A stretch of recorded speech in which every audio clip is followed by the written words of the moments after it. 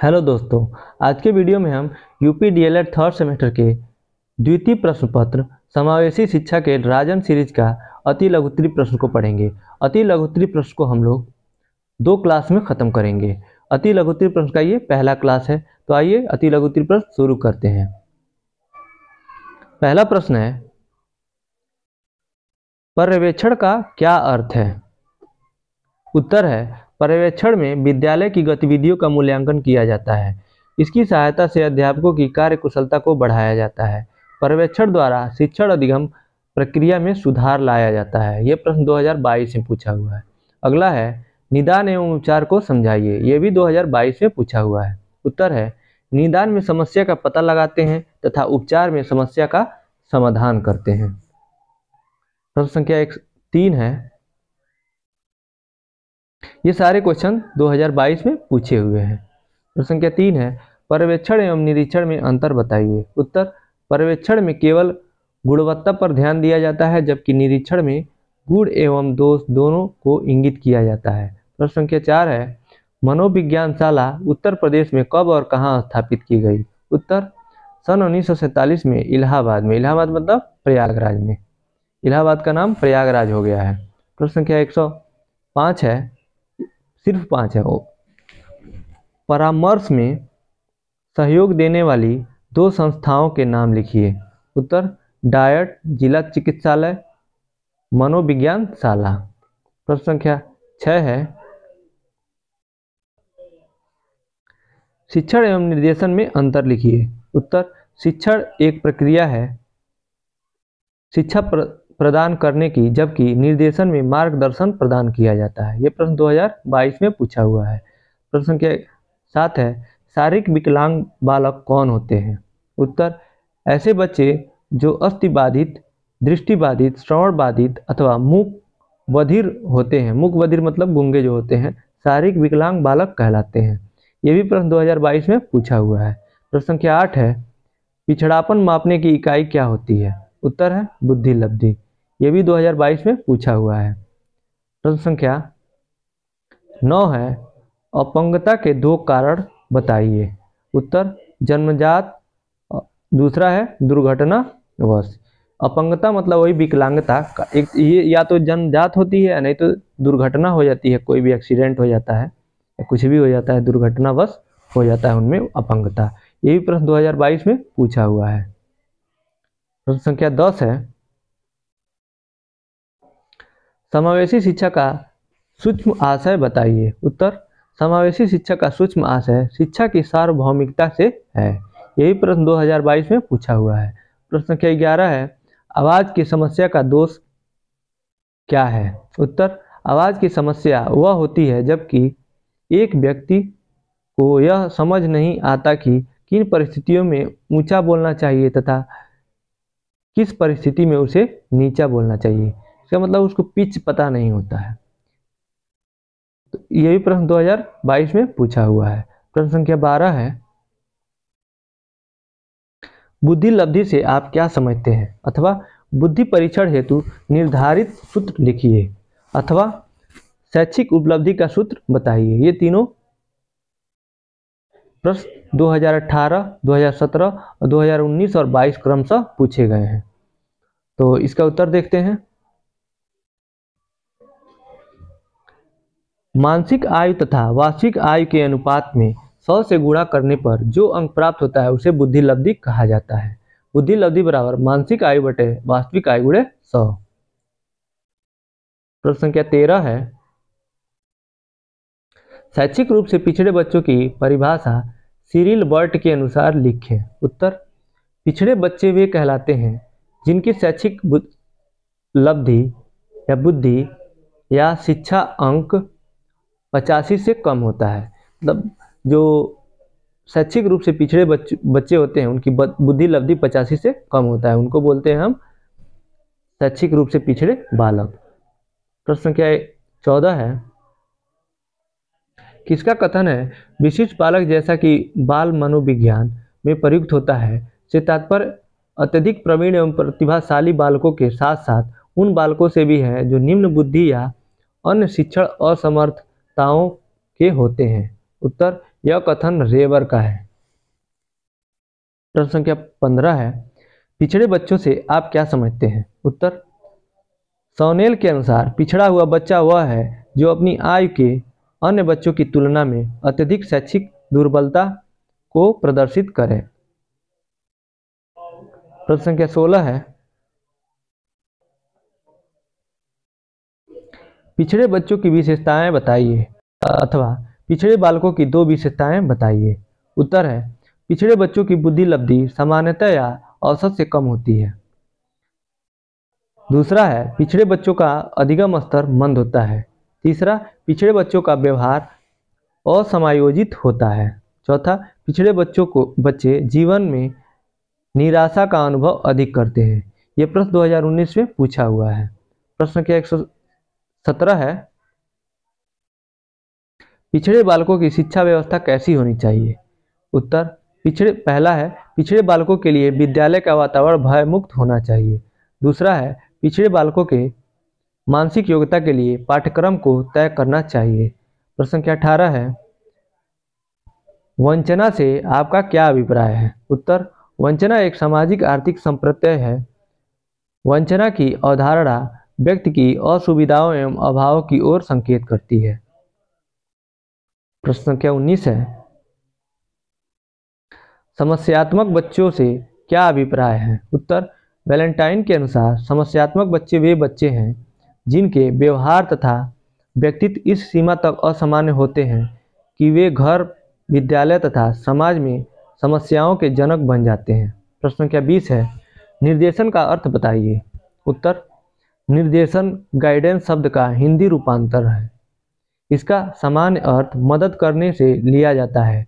Jones के शब्दों में निर्देशन का अर्थ प्रदर्शन करना, इंगित करना, सूचित करना तथा पथ प्रदर्शन करना है। इसका अर्थ सहायता देने से अधिक है। प्रश्न संख्या 21 है, परामर्श की परिभाषा दीजिए। उत्तर, मायर्स के अनुसार परामर्श का तात्पर्य दो व्यक्तियों का संपर्क जिसमें एक व्यक्ति को किसी प्रकार की सहायता दी जाती है। ये बहुविकल्पी में भी आ चुका है कि ये कथन आया था और बताना था कि किसने कहा है, तो मायर्स ने कहा है, ये याद रखेंगे। प्रश्न संख्या 22 है, मनोविज्ञानशाला कहाँ स्थित है? उत्तर, मनोविज्ञानशाला उत्तर प्रदेश इलाहाबाद में अर्थात प्रयागराज में स्थित है। प्रश्न संख्या 23 है, मनोविज्ञानशाला उत्तर प्रदेश इलाहाबाद की स्थापना कब हुई थी? उत्तर, मनोविज्ञानशाला उत्तर प्रदेश इलाहाबाद अर्थात प्रयागराज की स्थापना 1954 को हुई थी। प्रश्न संख्या 24 है, मनोविज्ञानशाला उत्तर प्रदेश इलाहाबाद की स्थापना किसने की थी?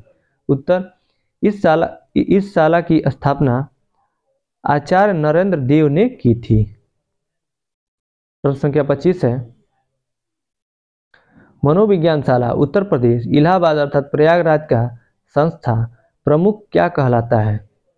उत्तर, पदेन निदेशक कहलाता है। प्रश्न संख्या 26 है, मनोविज्ञानशाला उत्तर प्रदेश इलाहाबाद अर्थात प्रयागराज के संचालन हेतु कितने पद सृजित हैं? उत्तर, मनोविज्ञानशाला उत्तर प्रदेश इलाहाबाद अर्थात प्रयागराज के संचालन हेतु 2 पद सृजित हैं।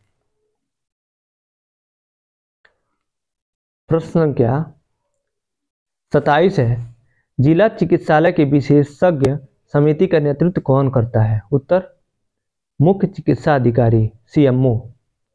प्रश्न संख्या 28 है, विशिष्ट आवश्यकता वाले बच्चों से क्या अभिप्राय है अथवा विशिष्ट बालक किन्हें कहा जाता है? यह प्रश्न 2022 में पूछा हुआ है। उत्तर, जो बच्चे सामान्य बच्चों से भिन्न होते हैं वे विशिष्ट बच्चे कहलाते हैं। विशिष्ट बच्चों के अंतर्गत शारीरिक रूप से अक्षम, प्रतिभाशाली, मंदबुद्धि, शैक्षिक रूप से पिछड़े आदि प्रकार के बच्चे आते हैं। प्रश्न संख्या 29 है, शैक्षिक रूप से पिछड़ने या मंदता का कारण बताइए। उत्तर, इसका कारण है, पहला है शारीरिक कारण, दूसरा है मानसिक कारण, तीसरा है विद्यालय का कारण, चौथा है पारिवारिक कारण, यह आदि कारण है। प्रश्न संख्या 30 है, पिछड़ेपन या मंदता के निवारण के उपाय बताइए। उत्तर, विद्यार्थियों के लिए उनकी योग्यताओं के अनुकूल पाठ्यक्रम बनाया जाए। दूसरा है परामर्श समय पर बल दिया जाए। प्रश्न संख्या 31 है, समावेशी शिक्षा का उद्देश्य बताइए। उत्तर, पहला है विशिष्ट बच्चों को आत्मनिर्भर बनाकर उन्हें समाज की मुख्य धारा से जोड़ना। दूसरा है बच्चों में विशिष्ट बच्चों की पहचान कर उनमें छिपी हुई कमजोरी को दूर करना। तीसरा है लोकतांत्रिक मूल्यों के उद्देश्य को प्राप्त करना। चौथा, जागरूकता की भावना का विकास करना। प्रश्न संख्या 32 है, समावेशी शिक्षा का अधिनियम वर्ष बताइए। उत्तर, समावेशी शिक्षा का अधिनियम वर्ष 1995 ईस्वी है। प्रश्न संख्या 33 है, नेशनल ट्रस्ट एक्ट कब पारित हुआ। उत्तर, नेशनल ट्रस्ट एक्ट 1999 में स्थापित हुआ या पारित हुआ। प्रश्न संख्या 34 है, भारतीय संविधान की किस धारा के तहत अनुसूचित जाति और अनुसूचित जनजाति के बच्चों के लिए शिक्षा मुहैया कराने का प्रावधान है। उत्तर, धारा 15(4) तथा धारा 45 तथा धारा 46 के तहत। प्रश्न संख्या 35 है, समावेशी शिक्षा का महत्व या आवश्यकता बताइए। उत्तर का पहला है समावेशी शिक्षा द्वारा विशिष्ट बच्चों के अंदर छिपी हुई प्रतिभा को निखारा जाता है। दूसरा है समावेशी शिक्षा के द्वारा बच्चों को आत्मनिर्भर बनाया जाता है। तीसरा है समावेशी शिक्षा के द्वारा बच्चों में जागरूकता की भावना का विकास किया जाता है। प्रश्न संख्या 36 है, समावेशी शिक्षा तथा एकीकरण के सिद्धांत का संबंध बताइए। उत्तर, समावेशी शिक्षा तथा एकीकरण के सिद्धांत का संबंध कनाडा एवं अमेरिका से जुड़ा है। प्रश्न संख्या 37 है, EDSS का पूरा नाम बताइए। इसे किस वर्ष प्रारंभ किया गया। उत्तर, EDSS का पूरा नाम माध्यमिक स्तर पर निःशक्तजन समावेशी शिक्षा योजना है। इसका प्रारंभ 2009 से 2010 में हुआ था।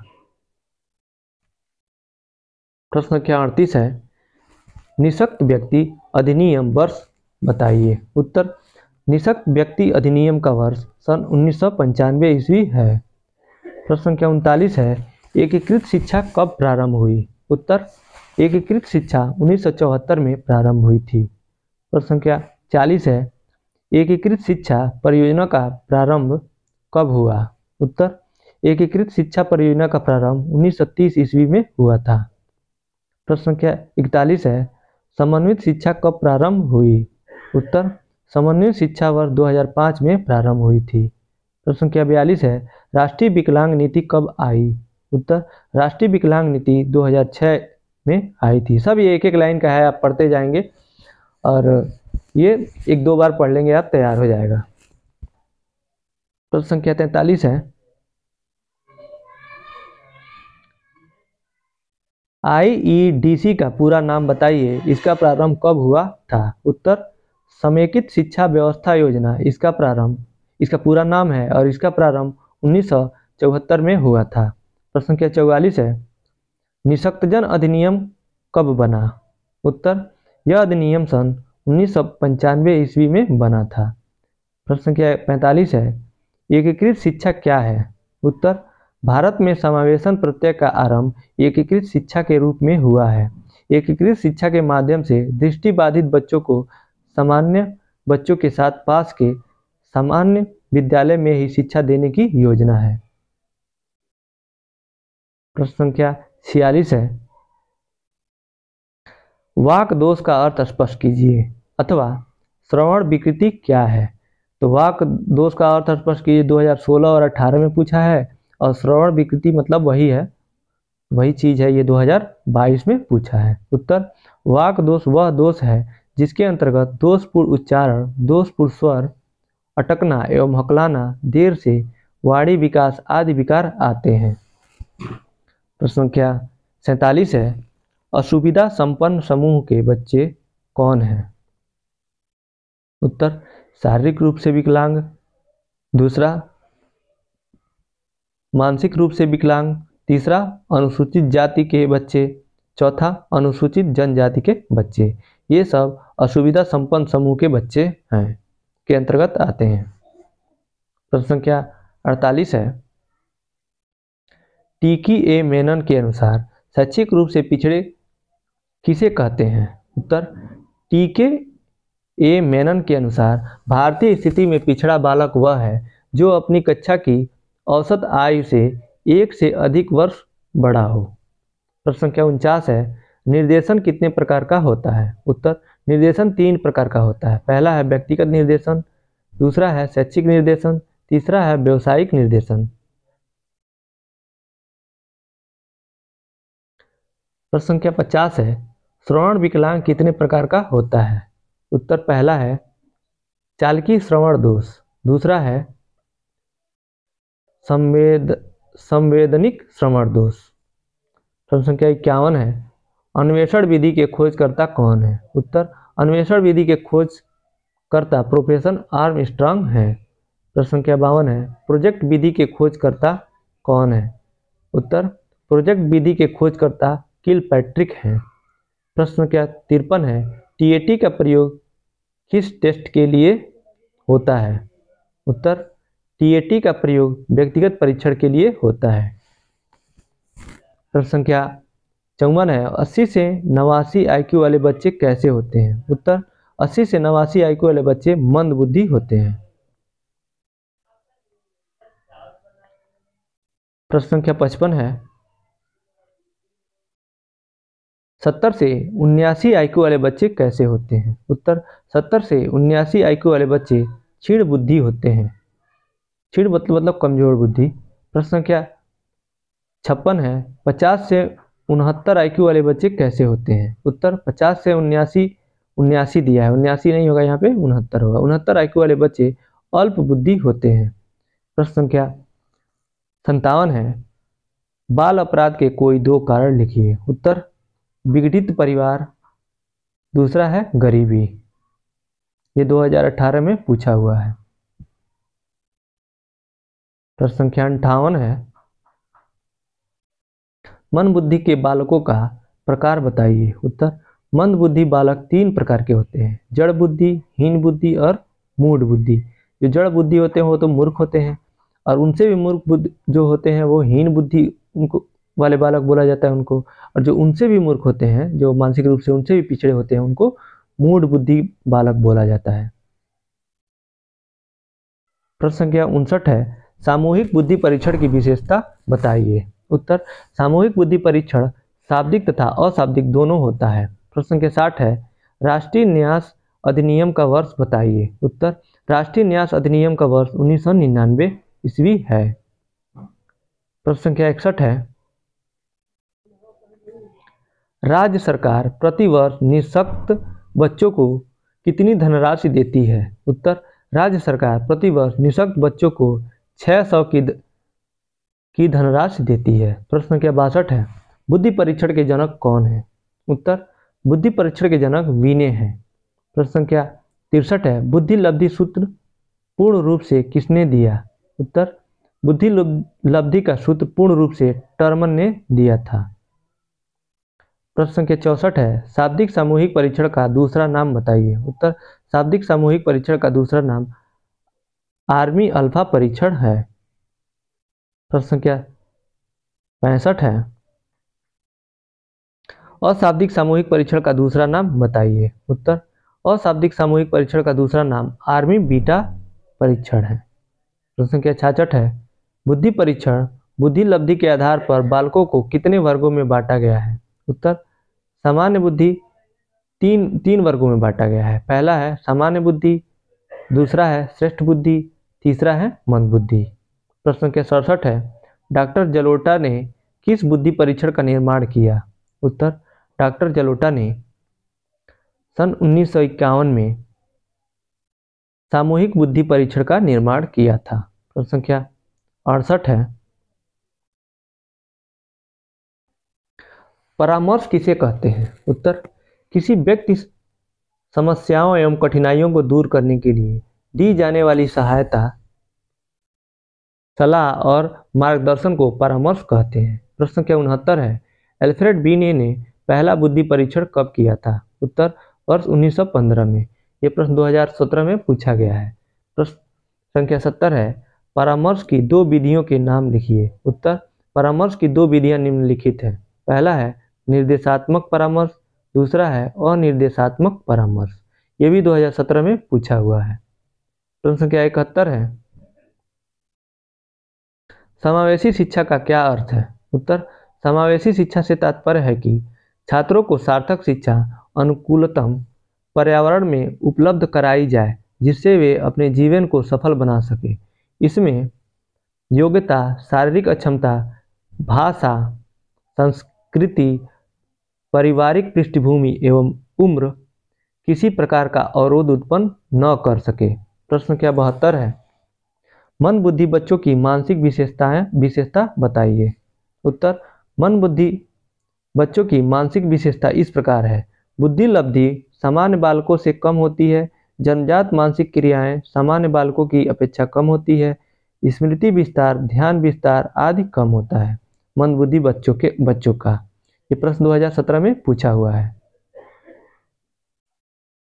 प्रश्न क्या 73 है, निर्देशन का अर्थ स्पष्ट कीजिए। उत्तर, निर्देशन एक व्यक्तिगत कार्य है जिसके द्वारा छात्रों को उसकी समस्याओं का समाधान करने हेतु प्रेरित किया जाता है। निर्देशन समस्याओं का समाधान स्वयं नहीं करता है, वरन ऐसी विधियां बताता है जिनका प्रयोग करके बालक उन समस्याओं को स्वयं सुलझा सकता है।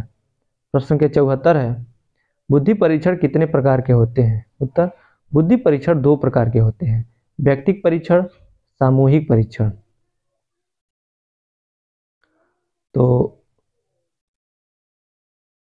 ये रहा आज का अति लघुत्तरीय प्रश्न का पहला क्लास।